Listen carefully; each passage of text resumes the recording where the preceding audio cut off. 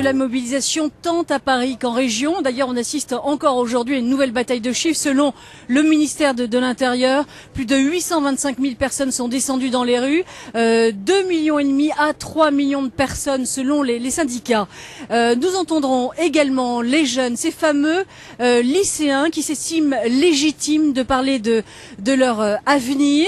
Ils ont d'ailleurs été encadrés aujourd'hui pour éviter que ne se reproduisent les violences de ces derniers jours.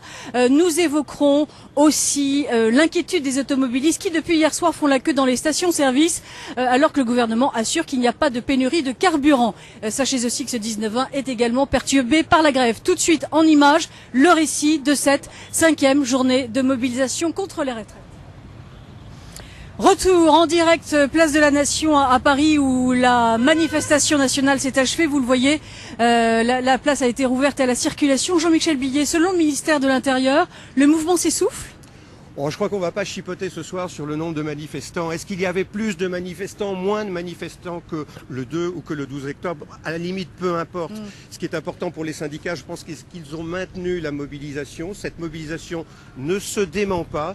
Et donc, le soutien de l'opinion est toujours du côté des syndicats. Alors, le vote mercredi, en théorie, au Sénat. Mardi, une nouvelle journée d'action. Est-ce que le gouvernement peut lâcher du lest ? Le gouvernement ne lâchera pas de l'Est. D'ailleurs, Éric Woerth, le ministre du Travail, l'a dit très clairement cet après-midi. Il entend ce que disent les manifestants, il va faire de la pédagogie, mais il n'est pas question de toucher à l'équilibre, aux fondamentaux de la réforme. Donc voilà, chacun est dans son rôle. Le projet de loi continue son petit train de sénateurs. Le Sénat siégeait aujourd'hui, ils ont discuté du projet de loi. Il sera voté sans doute mercredi prochain. Ensuite, ça repartira à l'Assemblée. En plein milieu des vacances de la Toussaint, le projet de loi sera sans doute voté définitivement. Alors, je note aussi que les syndicats disent que ce mouvement va laisser des traces.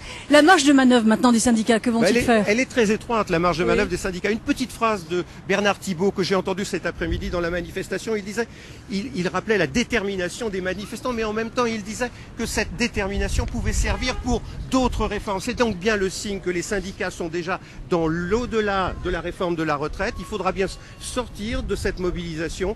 Comment ? Et ça sera toute la question. Sans doute que mardi, ce sera sans doute la grande journée de mobilisation avant le vote de la loi. Merci beaucoup Jean-Michel Billet. Voilà ce que l'on pouvait dire ce soir sur la mobilisation de cette 5e journée contre la réforme des retraites. Alors, nous découvrons maintenant les autres grands titres de l'actualité. Le retour à la maison des mineurs chiliens, les otages français détenus par...